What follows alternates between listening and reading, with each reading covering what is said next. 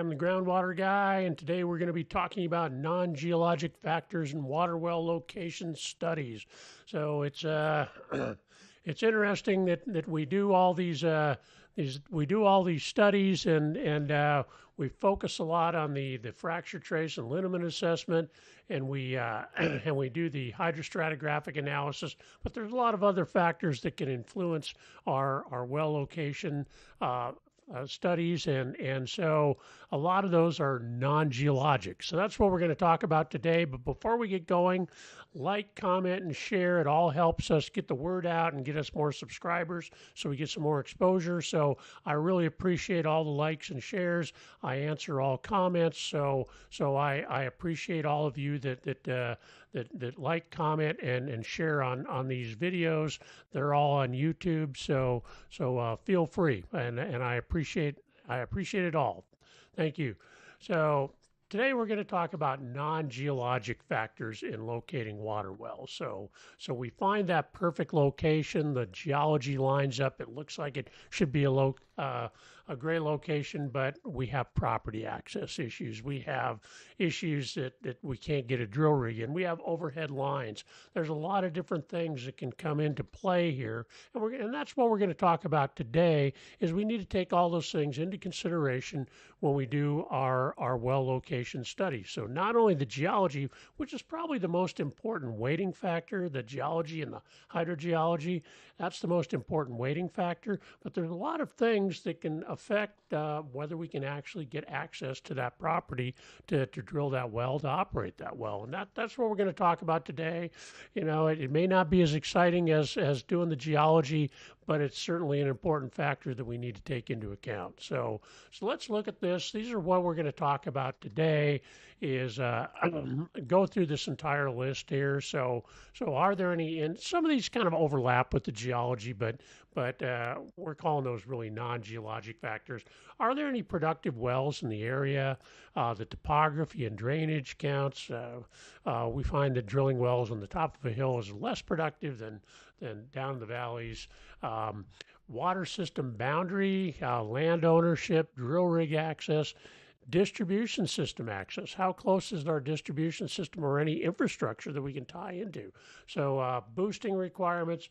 Is there any ground prep required, and how extensive is that going to be? And any other environmental issues? Is there sensitive areas? Is there contamination issues that we need to take into account? So let's dive in and look at these and discuss this. And this is really something that needs to be taken into account as you're doing your well siting study, and these all need to be factors in how you prioritize your locations for drilling. So I am oh, wait a minute, we go back here. Sorry about that. That is all right. So we hit the wrong button there. Problem with recording these things. So presence of productive wells in the area. Productive wells is going to be a relative term. I mean, you may be in an area where a productive well is 20 gallons a minute. So you may be in a serpentine or some really bad geology, and that productive well is going to be 20 gallons a minute. So, or you could be in a great alluvial environment, and 2,000 gallons a minute is a productive well in that area. So we're really looking at what kind of production are we expecting based on this area and based on our review of other well logs in the area. And is there any wells of the same capacity that we are looking for? So we're going to, when we do our weighting factors, when we're prioritizing our locations for drilling, we're going to really look at, do we have confirmed productive wells that are in our area, that are in our geology zone and the aquifer zones that are producing what we want them to produce. And secondly, productive wells that are unconfirmed. We may have reports from drillers, but we don't have any actual pumping desk data or any confirmations of those wells, but we'll give that a little bit higher priority because there is unconfirmed information that there is production in the area that we want to reach. And the lowest priority, the lowest weighting factor would be no productive wells. And once again, there's probably going to be wells that have some water, but do they reach the capacity that we are interested in for our particular use?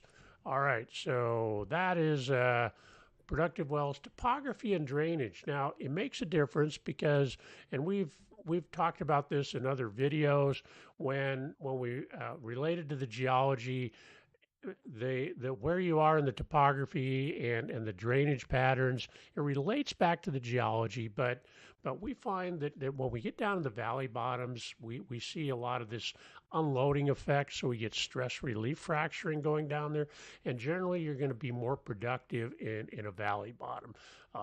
Hillsides, second most productive. Topographic highs are there for a reason. You're probably not going to have much in the way of fracturing, and you're really going to be challenged. Now, this really counts more towards fractured bedrock type of alluvial aquifers. When we're dealing with alluvium, it's generally going to be flatter anyway. So, so that's a little bit different factor. But we're really looking at in this particular case, we're really looking at bedrock type wells, and so in this case, valley bottom is really the best place to drill. The second would be on the hillside if you can identify specific fracture zones, and the least desirable is going to be topographic highs. And I can attest to this. I went through a streak there, whereas I was getting a lot of requests to drill wells on tops of hills. People want to build their house up there. They want to do stuff up there, and they wanted to drill on the top of a hill. And generally, the results just are not as good. It's hard to find, good locations up there. So it's just it's challenging, and sometimes you got to work with what you got to work with, and it goes back to how productive do you want your well to be, and maybe what you got to work with in the way of land. So, but generally, valley bottom, hillside, topographic high, best to worst. Man, let's go back here and yeah, sorry, I keep hitting the wrong button here. So, water system boundaries. Obviously, this can impact the legal jurisdiction, project costs, ongoing operational costs. I mean, you may be a water district may be legally prevented from going outside the district boundaries in order to put in a well location, or it may complicate things. You may have to have an additional legal agreement, easements, and those types of things that are going to complicate things and add to your project costs and ongoing operational costs if you have to pay easement costs and just trying to get into the water system boundaries. So generally, we look at weighting factors. Is we give it a higher priority if it's inside water district boundaries, and then outside water district boundaries, we'll consider that if we think we can basically get a good location that is very desirable, and then we're willing to take into account any legal issues, acquiring property, or any project additional costs that is going to cost us to go outside the water district boundaries. So, land ownership. Obviously, this is going to be a huge factor. So it has major implications for project costs and timeframes for project implementation. So if you find a desirable well location and you don't own the property, you're going to have to negotiate a lease. You're going to have to purchase that property. You're going to have to get an easement. And it really depends on who owns the property. Is it private property? Is it a county or other local agency? Is it like a highway easement or federal land? These are all going to be different complicating factors that are going to tell you whether you can even get a lease on that property or an easement. So federal lands, especially, have really been tightening up on their requirements for this, and we see that sometimes BLM land is a big issue. They just won't even consider a lease or allowing you to drill a well there and working out an easement. So it makes a big difference. You really got to look at that during your well location location siting study. And so it's important. So we usually prioritize things. Obviously, if the water district owns the property, that's where we're going to look first because that's going to be the least complicated. Uh, Lowest cost, least complicated because they already own the property.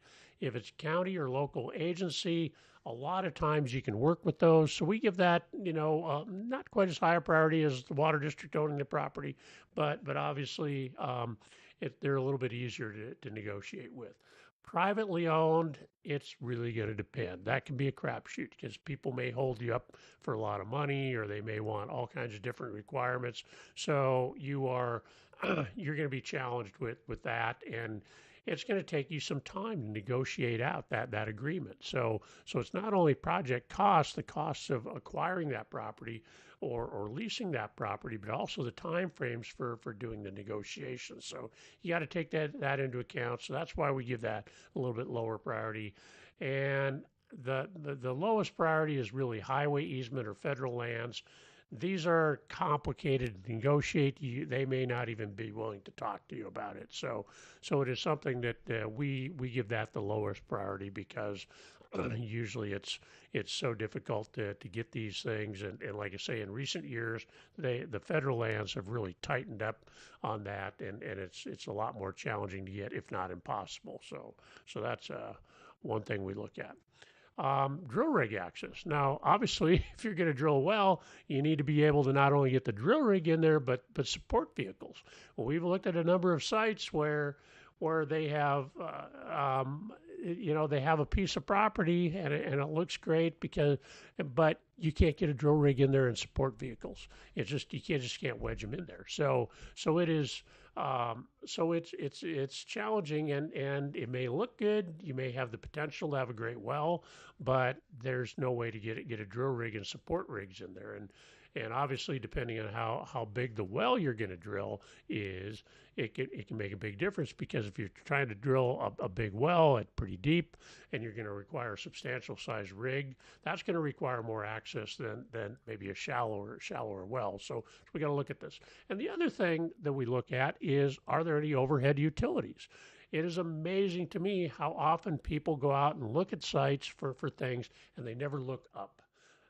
And the overhead lines, obviously, if you have overhead electrical lines, you're not going to drill there because I've seen situations where drill rigs have caught fire. You arc across, and it happens. It can happen. We've seen it happen.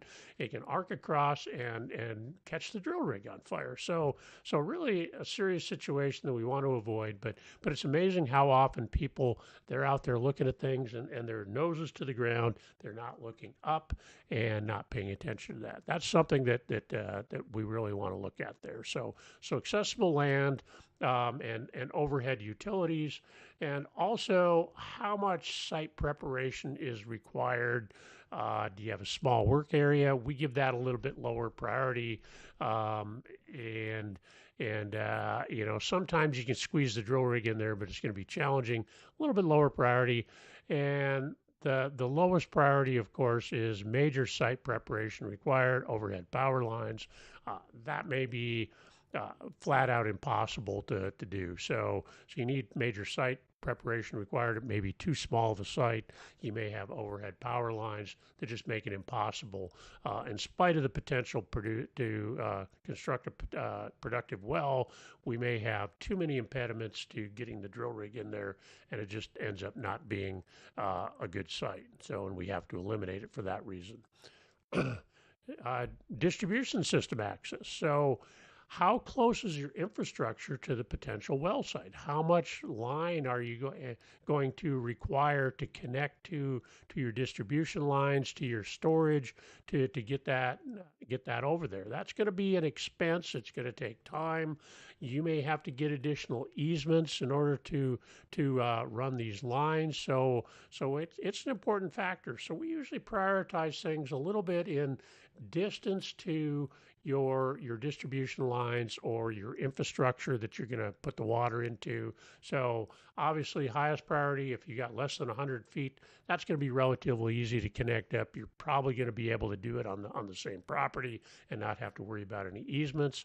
And then we just kind of go down the scale as far as priority goes.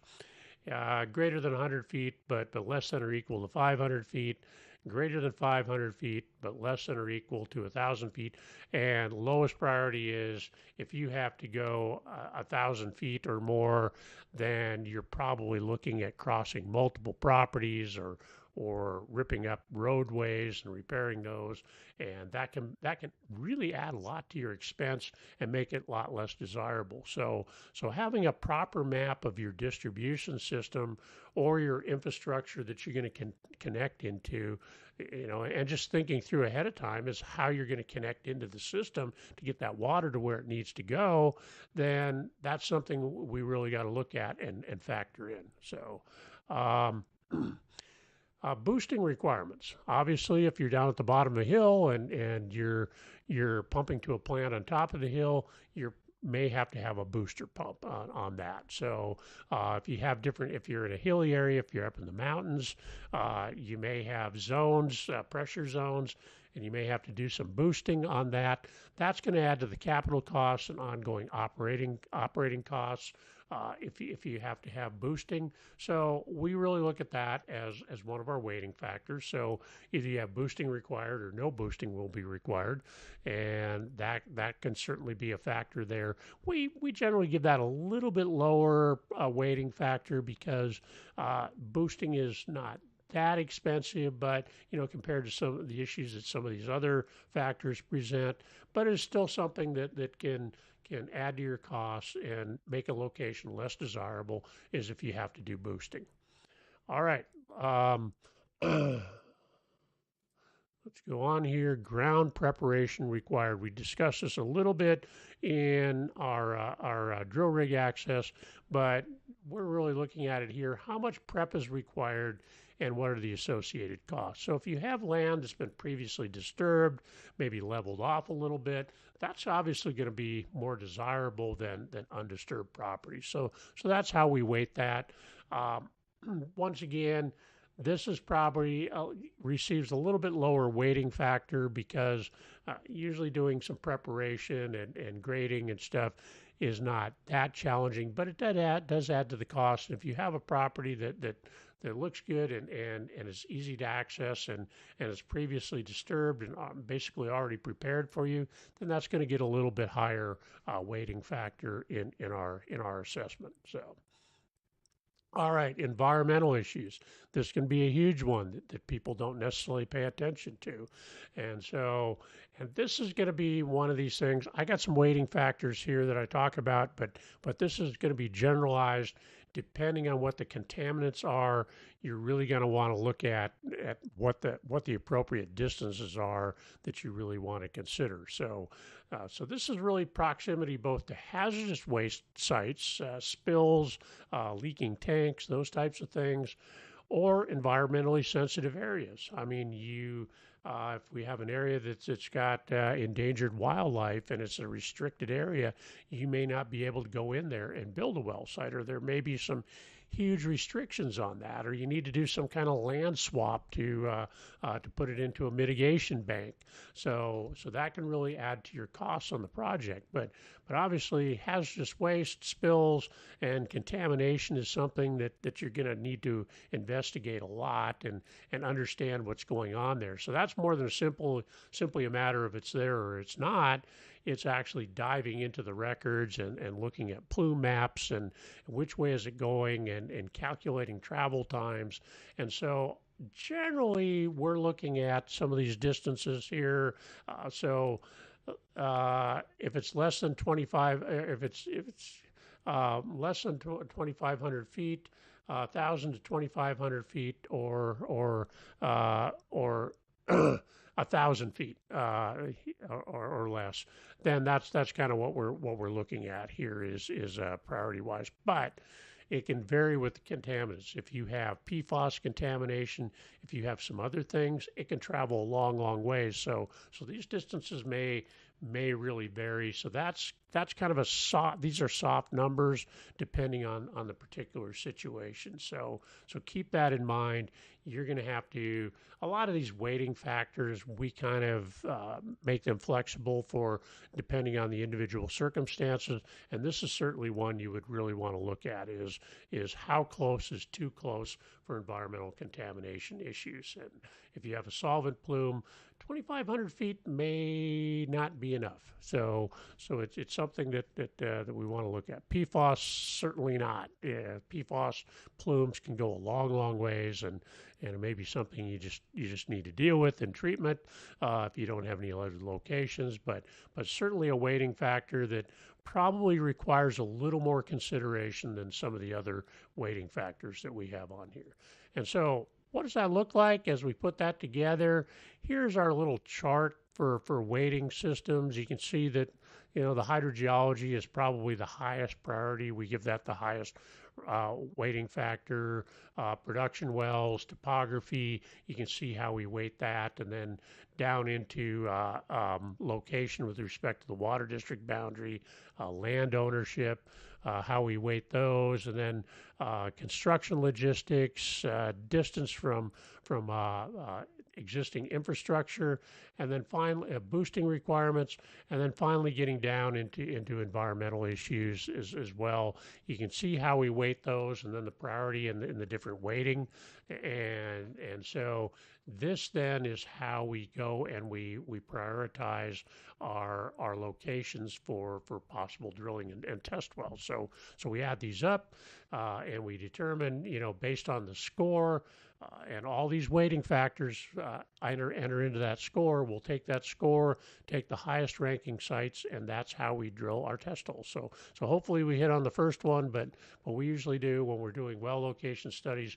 we usually look at multiple locations, because sometimes, in spite of your best work, that location number one doesn't pan out. So we want to have multiple locations, and we want to prioritize them based on all these weighting factors that we take into account. So that is our show today. Hopefully you have found that informative. Like I say, not as exciting as looking at the fracture traces and the hydrostratigraphy, from a geologist standpoint, but really important considerations for costs and actual, can you actually get it done type of situation. So, like I say, we may have a site that looks great for a well and probably going to produce a lot, but you have some of these non-geologic factors that enter in there that may make it impossible to develop that site. And so we need to know that ahead of time and not spend a lot of time spinning our wheels and doing that. All right, that is the show today. Thank you for watching. If you would like to be a guest on Groundwater Talk Live, and we're looking at people that know their stuff as far as groundwater issues, this is the link, our book me link to set up a time to come on the show. We'd love to have you, and it would be an interesting conversation to discuss your expertise on groundwater issues. All right. Thanks for watching. Don't forget to subscribe to the Groundwater Guy YouTube channel. All our shows are there. We generally live stream into LinkedIn when it's working, and some other places, but all our past shows are on the Groundwater Guy YouTube channel on YouTube, and you can find all our past shows there. We have over 100 videos at this point, so there's something for everything. See you next